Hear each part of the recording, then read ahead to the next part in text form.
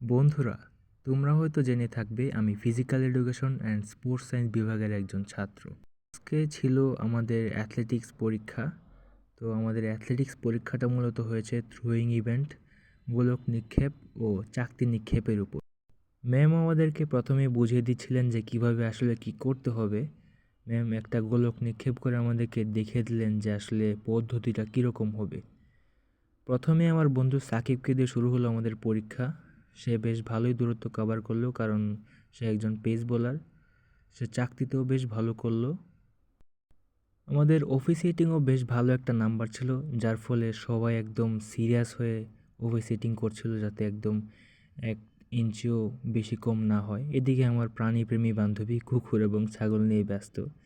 এদিকে আমি পেয়ে গেলাম আমার 2 বন্ধু, তাদের কাছ থেকে জানার চেষ্টা করলাম যে final match your perform what happening. তারা বললো যে